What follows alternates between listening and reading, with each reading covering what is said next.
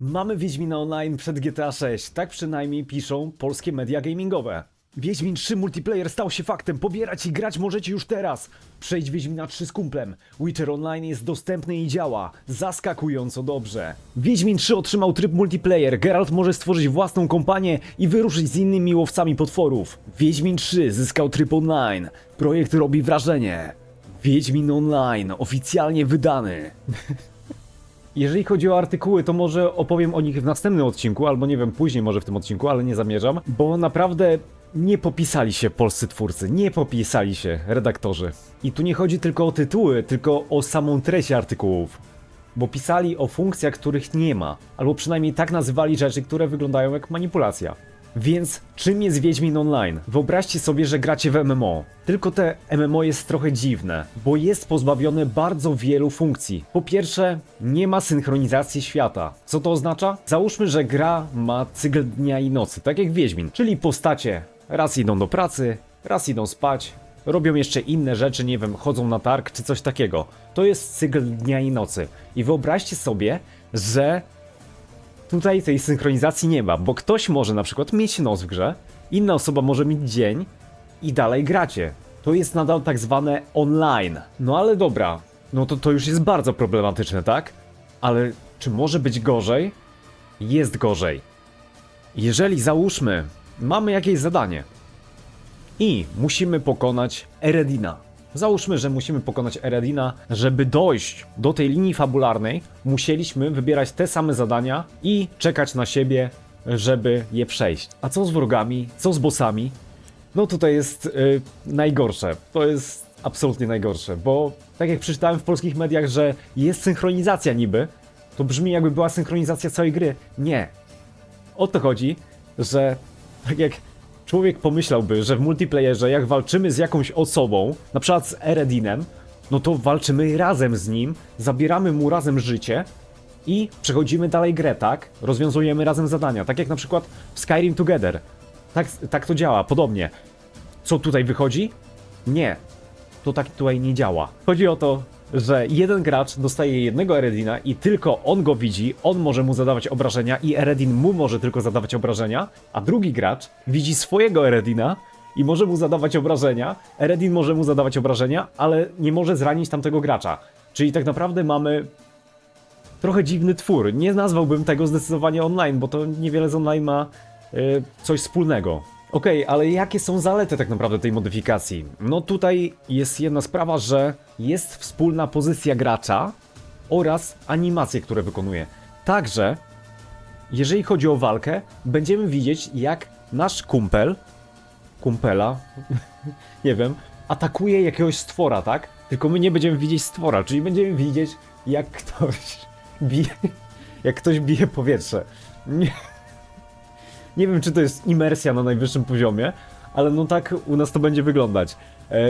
Możemy to zauważyć zresztą na filmiku opublikowanym przez samego twórcę tej modyfikacji. Macie kanał jego w opisie, a tutaj w tle pokazuję wam fragment właśnie zadania związanego z wampirem z Oxenfurtu. Ale dobra, ale jak widzicie, gracze wchodzą w dwójkę, no właśnie ten twórca tego moda i jego kolega wchodzą do chaty bić się z wampirem. Co się dzieje? No okazuje się, że właśnie pierwszy gracz atakuje wampira, okej. Drugi gracz atakuje innego wampira, tego, którego nie widzi pierwszy gracz. Czyli nie ma, jest niby synchronizacja, ale tak jak mówiłem, tylko ruchu postaci i pozycji. Podobno są jakieś emotikony można i różne takie rzeczy, jest chyba czat, bo to jest w wymaganych modach, że jakieś takie emotki można jakieś i inne takie rzeczy można robić i to synchronizuje się w pełni. Reszta gry się nie synchronizuje. Reszta gry polega na tym, że tak naprawdę gramy razem pod tylko tym względem, że możemy siebie widzieć, możemy razem eksplorować, ale nie będziemy doświadczać tych samych zmagań. Możemy nawet być tak mi się wydaje, że na innym poziomie trudności. To jest nieważne. Ważne jest to, że razem chodzimy i to jest cały cel tego moda. To jest Wiedźmin Online. No i wiele osób może się zdecydowanie zawieść, bo oczekiwali jakiejś kooperacji, tak? Ja też myślałem, że kooperacja. Myślałem, że to tryb online, że będzie można sobie z wieloma graczami pograć. No niestety, to nie jest tryb online.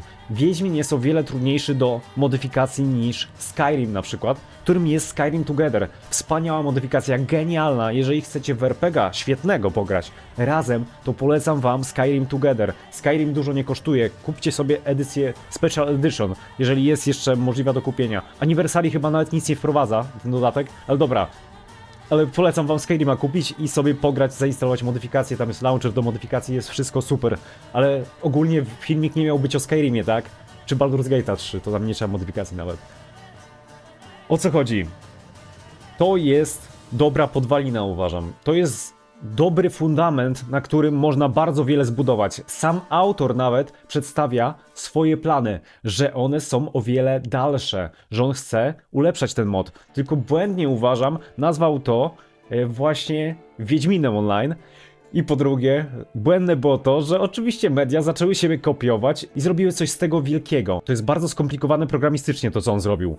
Ale niestety to, że coś jest skomplikowane programistycznie, to nie znaczy, że to będzie widoczne dla człowieka, że to było skomplikowane. Ale no właśnie, jeżeli chodzi o... Tak jak mówiłem i oczywiście moje ADHD jakieś weszło i sobie przerwałem, chodzi o to, że to jest dobry wstęp jako modyfikacja. To może super się rozwinąć, naprawdę może wspaniale się rozwinąć i liczmy na to. Jednak teraz nie zalecam pobierania tego. Jeżeli bym to zalecał, to zrobiłbym instrukcję, jak to zainstalować. Bym wam pomógł po prostu to zainstalować, od razu by było w filmiku. Tutaj tego nie będzie, bo nie zalecam tego. To uważam, że to jest aktualnie niepotrzebne. Nie wiem, czy ktoś będzie chciał dość skomplikowaną instalację, znaczy macie całą dokumentację, jak to zainstalować na stronie Nexus Mods. Ale tak jak mówiłem, nie polecam tego. To nie ma większego sensu, uważam. Po prostu. Poczekajmy, aż to się rozwinie, aż autor wprowadzi jakieś zmiany i wtedy będziemy, mam nadzieję, wszyscy zadowoleni. Chociaż tak szczerze uważam, że wprowadzenie kooperacji do Wiedźmina 3 jest niemożliwe, bo gra jest skonstruowana czysto pod single player i grę dla pojedynczego gracza. I tyle. Z jakiegoś powodu Redzi tego nie zrobili. Mamy Redkita, mamy wszystko. I to by było na tyle. Mam nadzieję, że odcinek wam się spodobał i bywajcie!